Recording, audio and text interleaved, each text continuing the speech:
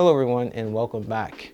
Today we're going to be talking about something that I said I wouldn't do. As you know, if you've been watching this channel, my very first video, I made a New Year's resolution that I would not be buying any more new camera gear unless I actually needed it. I, like many others this year, have failed at their New Year's resolution, and I have actually acquired camera gear that I don't need. In fact, the camera that I am recording on right now, which is the Nikon Zf, is a new piece of expensive hardware that I picked up that what you first saw on this channel, or at least a video from it, in my clips video, which I'll link up here. Definitely check that out if you haven't. The results at the end, I think, were really good. But I've had the Nikon Zf, which I'm filming on right now, for about almost a month now, and I'm really liking the results from the Nikon Zf.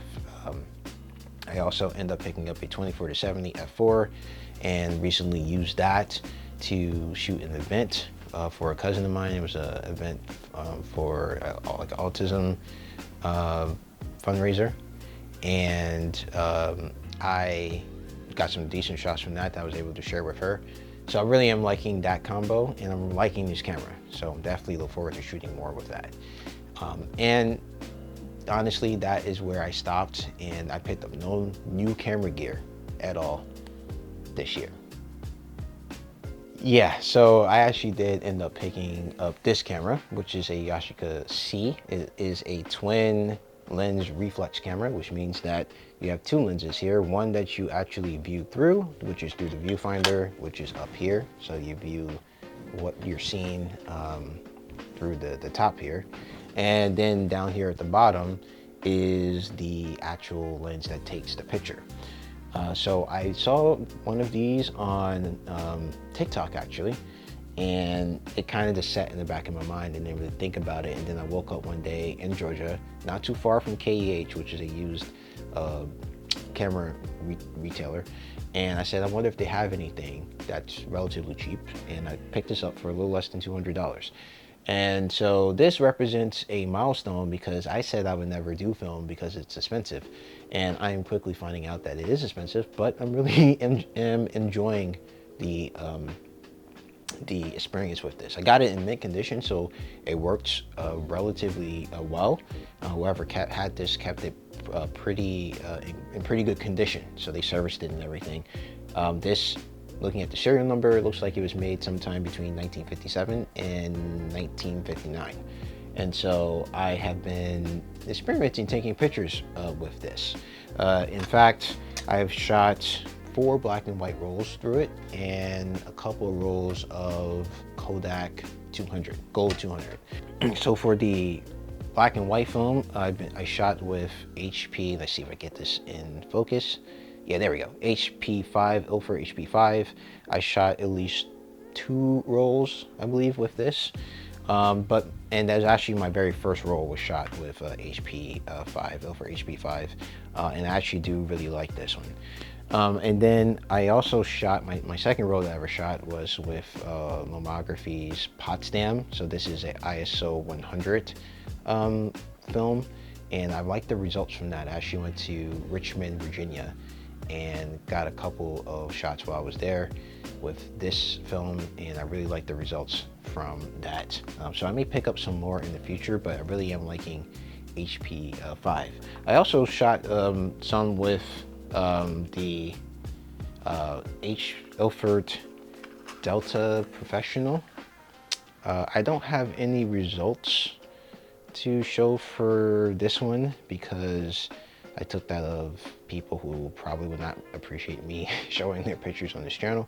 So I did that to kind of see if I liked HP5 Plus versus the Delta. I really didn't see much of a difference between the two film stocks, but I think I'll stick with HP5 Plus, the 400 Plus instead. I also end up like I said, I shot some Kodak Gold 200.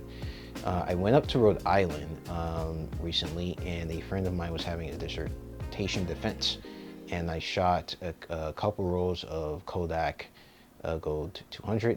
That was my first experience with color film, and some of the rolls came out, some of the pictures came out really good. So I think I'm not, so far I'm not exactly sure about the Kodak Gold film stock. Like, I like it, but I'm not really wowed by it, but we'll see. I actually got back, I shot a roll today and actually got the results of that today, which was a first for me because all my other rolls of film took like at least 3 days to a week to get back, at least to get the scans back. And but this place that I went to like did it like right away, so that was like a shock to me. I also have Portra 400 and Portra 800, Kodak Portra, let me get this in focus, there we go, 400 and 800, which I will be shooting on. These are my only rolls of this. I will shoot on that just to see if I like Portra better than gold, and the only thing is Portra 400 and 800 are more expensive, unfortunately. And then I also am trying out another black and white film, which is the Kentamir Pan 400. And at some point when I finally actually get some filters, I will be trying out the Rolei, I think that's how you pronounce it, infrared. This infrared one. I actually, the place I went to get my, the place I went to get the color films developed today, they actually are looking in their stock to see if they have any filters, and if they do, I'll be using that on my Yashica C. So this is the camera that I see myself working with for the near future. I don't think I'll, hopefully, fingers crossed, I won't be buying another film camera because I really like this one. It sparks a lot of conversation. I had a person like cold stop me and be like, what is that?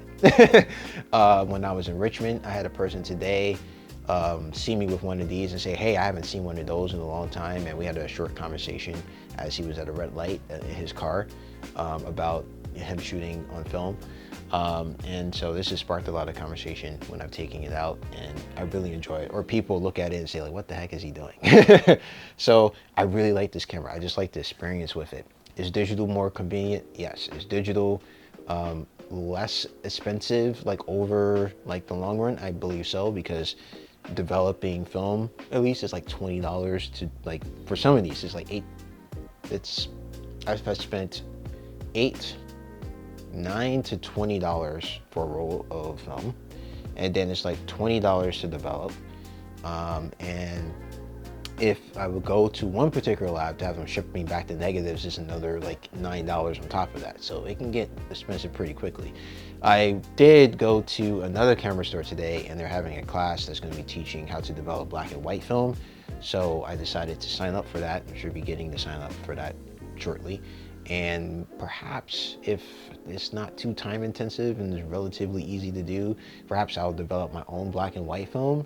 And for color, I'll probably still, at least for now, send out to the lab and have them develop it. But I really am liking the experience with shooting with film, and I'm gonna probably do some videos with me shooting with this camera.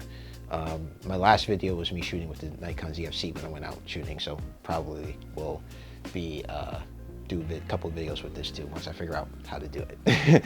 But yeah, that is it. I am now a film shooter, where I basically said I wasn't going to be a film shooter. I bought camera gear, and I said I wasn't going to buy any more this year. What else did I say I wasn't going to do?